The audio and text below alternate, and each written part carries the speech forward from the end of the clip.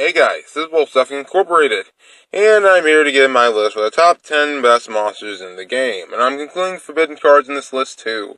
So consider it the top 10 most powerful cards in Yu-Gi-Oh! So, what's the criteria for this list? No absolutely degenerate cards, even though it's going to be a very tricky thing, because, all these are pretty much degenerate by default. I'm saying, like, the especially degenerate ones, like, ones that are only good when they are degenerate, okay, my honorable mentions here being Exodia, because Exodia FTK is always a pain, and that'll be number one by default. Substitoad, because it led to Frog FTK, that one being the other exception. And the actual honorable mention being Evil Swarm Exciton Knight, because it wipes the board during the other player's turn, and that's very freaking good. So now here's my list. Starting off at number 10, we have Masterpiece, the True Draco Slaying King. With an incredibly easy summoning requirement, and a pretty busted ability on top of that, being able to destroy a card in the field during either player's turn, and also being able to use spells and traps to summon it, and being immune to cards that you use to tribute summon it, it's pretty insane. And I think that this card is really solid considering that we have a lot of stuff in the metagame right now, but True Dracos are somehow in the lower half of the metagame. And we have all of this stuff like triple cards and mines and pod desires. But we're going to talk about Masterpiece here. Masterpiece was so good that it managed to compete with near full power Zodiac. That's how good this card is. So, yeah, Masterpiece is number 10 on this list just because there are just cards that are better than it, obviously. So yeah, let's go on to number 9, which is going to be Dragon Rulers. Every single one of those Dragon Rulers. I'm not talking about each of them individually, even though they are pretty powerful on their own. I'm talking about all of them together, including the babies. And all of them are put together to make possibly the most powerful deck of all time, being Baby Rulers. Baby Rulers with card destruction, with, Super Rejuvenation, the rank 7 toolbox at their disposal. This deck was one of the most consistent for its time. And it's just insane how much power they have behind it. And having the graveyard as a second hand is pretty insane. So this deck makes it number 9. Well, so much more as a deck than this one card. Just because individually they're good, all together they are unstoppable. And they have always been relevant since their release until they got banned. So, yeah, that's how good they were. And now to number 8, which is going to be Performapal Monkey Board. Yes, of course the one card Pendulum Scale makes it on here, with absolutely no cost, no less. Just activate the thing, boom, Pendulum Scale. It's just that simple. It generates so many pluses, it's stupid. You can search Joker with this thing, you can search Pendulum Sorcerer, you can search Lizard Draw, Guitartle, anything that you need to complete a scale, generate pluses, any of that stuff. It's pretty insane. And Monkey Board was part of Pepe and made Pepe even more broken on release. Because they didn't have Guitartle or Monkey Board in the first build to Pepe in the OCG, but when they got it, oh dear God, there was no taking them on. Even with full power Burning Abyss, they couldn't take them on with 3 skill drain.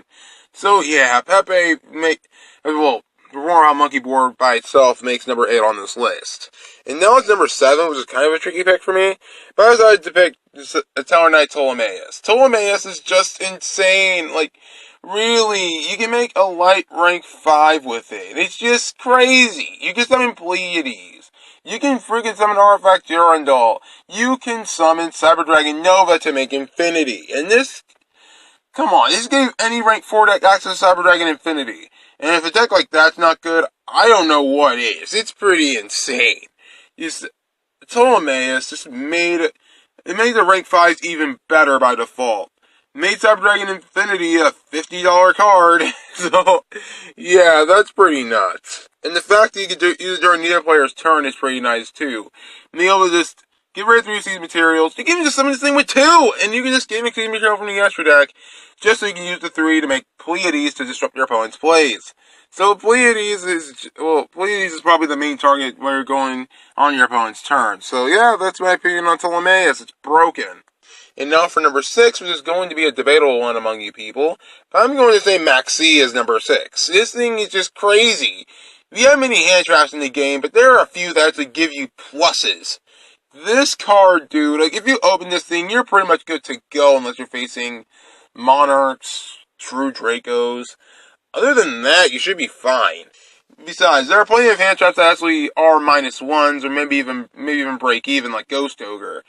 But we're talking about Max C here, and this card is just insane. It gives you plenty of advantage. So either it stops your opponent from playing entirely, or they just go and they give you more resources for them to break your board. Unless you're playing Spiral, and you're playing a deck that has a lot of hard once per turns, you're going to have a lot more than your opponent's going to have that you can actually use. And that's very, very harsh on your opponent if you think about it. So Max C is at number 6 because of its impact in the metagame, and the fact that it might get banned soon. So, yeah, there's that. And now onto the big 5, as I like to say. And number 5 is going to be Trishula, Dragon of the Ice Barrier. Trishula, upon release, was broken. It was... Oh my gosh, Konami tried their best to make this thing balanced. They made it a level 9, which is an awkward level for synchros. They also made it require 3 monsters at least to summon. But they could not save this thing from being broken, considering that it can banish a card from the hand, field, and graveyard, and once it resolves, there's no stopping it, and it doesn't target. Like, everything about this card is just insane. It's a -2 on summon for your opponent, and a -1 from the graveyard, if you think about it. Like, there are many graveyard-reliant decks right now. If you summon Trishula, it might devastate them. And that's when that card, the Trishula, was so good.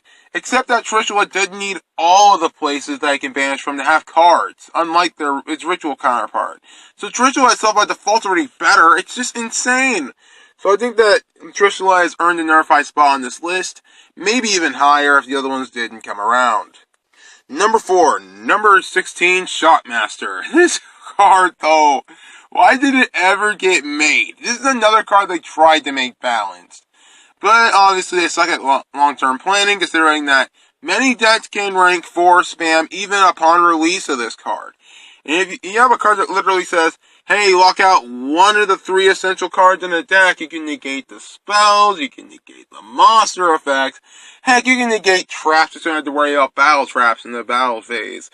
And dear God, this card though, like, they made it weaker than Utopia just so you can sell Utopia a bit more. But we're talking about a card that locks out a whole entire mechanic, and that's crazy. I mean, it's better than Dimensional Barrier for sure, just because it locks out in a much larger category. So I just think that Shockmaster in itself is one of the most broken cards in the game, and in my opinion, the most broken Xyz monster to ever be printed. So, yeah, there's that. And number 3 is going to be rather questionable pick, but I'm about to go ahead and just tell you. The freaking jars! Morphing Jar. Morphing Jar number 2. Cyber Jar and Fiber Jar are all broken. And I'm not talking about Absorbing Jar either. None of that other stuff. Not Aroma Jar, none of that other stuff. We're talking about these 4 here. Morphing Jar. Being able to get rid of your entire hand along with your opponents to draw 5 new cards. That can grant you pluses, dude. Then there's Morphing Jar number 2, which led to the Empty Jar deck. Cyber Jar, which wipes the freaking board, lets both players get 5 cards, and any level 4 lower monsters drawn among them are summoned, and the rest are kept in the hand. That's just insane, dude. Then Fiber Jar being a flat-out restart button for the entire duel. Who wants to draw into that and expects to not go into time? That's just insane. Each of these jars is broken in their own respects. Morphing Jar would be especially broken in Burning Abyss or Dark World. Morphing Jar number 2 was just degenerate. Cyber Jar was just the biggest thing. It's the biggest FU to the opponent's board. They're playing, like, I don't know, True Dracos and Monarchs. High-level decks, but they had to summon all of them. Or at least you choose. Yeah, you have to summon all of them. Even if they have hand effects, you can draw in the hand traps. You have to summon in the those. And if you draw Max C, that kind of sucks. But I'm telling you that the jars are just that insane. I just don't see how they don't make any other list. These cards are insane. Even though they're flip effect monsters, they are still extremely powerful. Too powerful for this game to handle. That's why all of them are still banned to this day. And now on to number 2. And I'm not including the errata in this one, I'm including the original as well. I am talking about Chaos Emperor Dragon. This card, dear God, I have long regarded this as the most broken, most overpowered monster ever created. Just because its effect is just bonkers. Like, that's an understatement. Getting to wipe the field and the hand and deal 300 for each at the cost of 1,000 on top of an easily summonable boss monster and 3,000 attack and 2,500 defense. This goes insane! Like, dear lord, it's like one of the most, one of the most broken cards ever created, if not the most broken of all time, in some people's opinion. I mean, this card is just beyond insane. It just does so much. Like, it doesn't target, it doesn't even destroy, it just sends them. That is insanity in itself, and it burns. So, yeah, I have to give this one number 2. But number 1 might just surprise you guys. Because a surprising amount of people have forgot about this card, I don't know why. So I'm about to go ahead and tell you guys number 1, which is Makiora the Destructor. This card could never come back. Like, once there's a serious errata, it's never coming back, ever. Because this card, dude, when the turn's sent to your graveyard, you can activate traps from the hand. It may have sounded fine back then, but now you got cards like Legacy of Yatagarasu, Jar of Greed, we have Reckless Greed, and all of those can be activated from the hand. And we're not talking about evenly matched. We're giving you cards that actually grant you card advantage instead of getting rid of your opponent's card. There is so much Makiora does, man. Like, if it's into the graveyard during your opponent's turn, it can be a great surprise card in your opponent's turn. But in your turn, it's so much more broken. There are so many freaking traps you can play your opponent's turn. If you're playing, I don't know, Black Wings, go play Gofu, get your tokens. Summon Makiora, summon, let's say, Armageddon Knight, send Makiora, maybe Icarus Attack, Reckless Greed, all of that stuff. All that's available to you. There is no ceiling to this card. It's kind of like Graceful Charity, where it's probably always going to be better than Pot of Greed, just because its ceiling will just keep getting higher and higher and higher until everyone sees that this card can never come back, and how broken this card is. Makiora is just insane! Like, I still say it's the most broken monster ever printed in this game's history. And I know people may disagree, because they say Chaos Emperor Dragon is better, so more of a blowout, but Makiora in itself is degenerate. It was made to be degenerate. It wasn't Exodia where it wasn't like, oh, do we expect the whole engine out of this? No! Makiora is inherently degenerate. It's just insane. It's just, oh my gosh. Oh, if you guys don't think Makiora is broken, even up to this point, I have to question you, and I suggest getting yourself an exorcism or something. Just, please. Well, I hope you guys enjoyed this video. If you guys like it, be sure to hit that like button, subscribe, join the Fiverr Army, and together we'll beat the meta. And if you guys want to give a channel change name, I'm going to change the YouTube name here, just because, I just want to do a change in my persona a little bit.